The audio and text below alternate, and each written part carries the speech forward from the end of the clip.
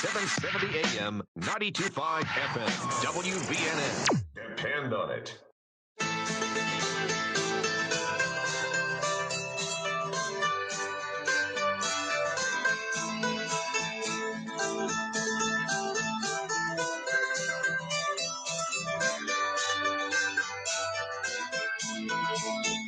The pictures tell the story. This life had many shades.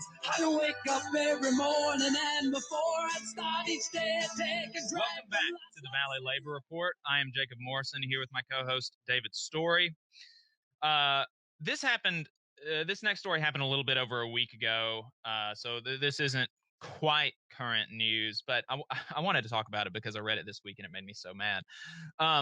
There was about half a dozen Alabama lawmakers from the state house that decided to go on an unprompted fact-finding mission is what they called it. And they stormed the Alabama Department of Labor. And, ostensibly they were like concerned about their constituents that were not receiving their unemployment benefits that they were supposed to be getting. And so they wanted to go in here and see what's happening in this government bureaucracy, all these lazy public employees not working for Alabamians. That's what they wanted to go in and find.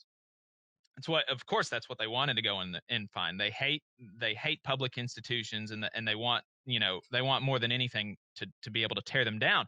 But anyway, what they found was a building full of dedicated public servants getting more work done faster than at any time in the history of the agency, with a third of the staff that it had 10 years ago. A third of the staff. They have sent out more payments in the last 2 months. The Alabama Department of Labor, the good public servants down at the Alabama Department of Labor have sent out more payments for unemployment claims in the last 2 months with 80 employees than they have in the last several years. And this is with a third of the staff that it had in 2010. In 2010, it had 240 employees. Now they have 80. They're doing more work than they ever have in the history of the agency, faster with a third of the staff. Steve Bannon, a lot of folks have forgotten about him, but Steve Bannon said that the goal of the Trump administration is the dismantling of the administrative state. This is the administrative state, folks. The administrative state is public servants making sure that citizens, that our constituents. I'm a federal employee. I'm a public servant. We are the administrative state, and we are making sure that our constituents, the citizens of this great state and this country, are taken care of. One lawmaker said that the issues outnumber the successes, but that's obviously not true. More than 84% of those who have filed for unemployment in Alabama have already begun receiving payments. And this is the grift.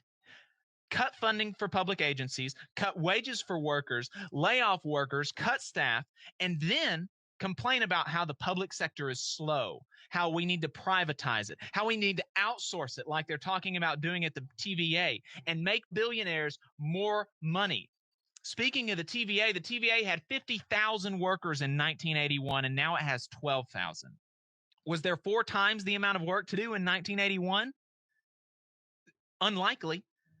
This is the whole grift. They purposely, these politicians in the Republican Party and the Democratic Party, they purposely destroy public institutions and then turn around and complain about how these public institutions are not working for the constituents, and then start drawing up plans to privatize them, to cut give the work to these foreign companies and make billionaires more money. It's sickening. It's never ending.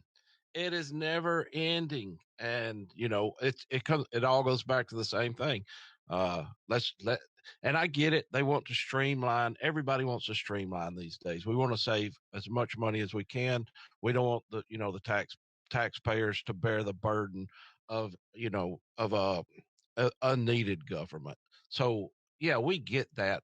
But the point is, all of these services are the services that people need right now. As Right. far as like unemployment and things like that, they've been gutting them from day one, and trimming and trimming and trimming, and then they turn around and complain that they're not effective. Yeah. You got a fourth of the workers that you had 20 years ago, and Right. and you're going to complain about them not being effective. What's going on with that? Yeah, it's it's insane. It's like me shooting myself in the foot and complaining that I'm not able to run a marathon anymore. Yeah, and another good question is, every time we streamline one of these services, every time we cut workers, put them on the employment line, have you seen a tax decrease that you're paying? Right. Nobody's ever seen a tax decrease. Well, let me take that back, because as soon as Trump got in office, he cut the taxes for the billionaires, basically. But none of the working scraps. Yeah. Well, what he done was shift it to the point to where, okay, you'll get an extra $10 to $20 a week in your paycheck, but you'll take less home, or you'll get less on your income tax refund at the end of the year. So we didn't get anything out of that. He just shifted it from the tax refund to your paycheck every week. So it was a net zero. So yeah, none of the workers, none of the people, the blue collar guys out here and gals that are making this country run are ever seeing any benefit from stripping the administrative sector of the government. Well, down. you mentioned not seeing like a reduction in taxes.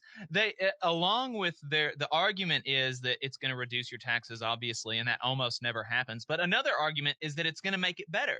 Somehow if we lay off 2/3 of this public institution, if we lay off 2/3 of the workers, if we cut their salaries, then somehow it's going to be better and more efficient, and the workers will work harder. And name me one time, once, that this has ever made a federal agency or any public institution work better for our constituents. Anybody that's had health care, anybody that has health care insurance, has prescription insurance, everyone knows the hoops that you have to jump through consistently. For my wife alone, in the past year and a half, the prescription insurance company has forced her off of the prescription that they actually recommended 3 months before, and told her to go to a cheaper one and go to a cheaper one. And we're constantly on the phone fighting with this privatized prescription insurance company. And I hear it every day from people that are fighting with their healthcare insurance. Can you imagine what everybody that's unemployed right now would have to be doing to get their unemployment benefits if that was privatized? It is. I mean, it's a constant hassle, because the private industry are in there to make a dollar. That's as simple as that. Yeah. That's exactly right. And it's, speaking of unemployed folks having to get health insurance, the Democrats with their just terrible new relief package, they're trying to expand subsidies for COBRA instead of just expanding Medicaid. Because, I mean, it's insane. COBRA is so much more expensive than expanding Medicaid or Medicare for people that are unemployed, that don't have employer-sponsored health insurance right now. And the Democrats are trying to increase subsidies to this private corporation, billionaires making all just buku bucks, instead of expanding and improving proven to work well public institutions like Medicaid and Medicare. Yep.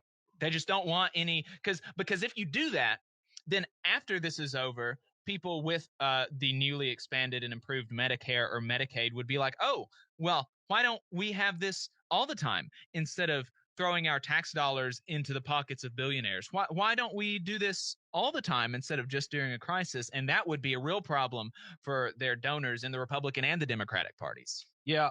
And I think that's something where everybody, we talk about conservatives and liberals, and I think that's something where we can both get on board, that big pharma's in the pocket of not just the Republicans, but the Democrats as well, and they're propping it up. every chance they get. And, that's something that we need to come together and fight. Yep. And put our petty differences aside and win where we can win against government. We still can't import the extremely cheap drugs from Canada. And why can't we import drugs from Canada? Because Democrats voted it down. Like there was actually a strong bipartisan coalition to be able to import drugs from Canada that are so much cheaper, and Democrats voted it down. Of course, more Republicans voted against it than Democrats, but Democrats are supposed to be the party of working people, and they couldn't whip their caucus to vote for it. And I mean, oh man, it just drives me up the wall. Well, it's just one more example of where we need to come together, not just Democrats, not Republicans, not conservatives, not liberals. We need to start fighting together and quit fighting each other and get some of this stuff done. Yep. We'll talk more after the break. This is the Valley Labor Report.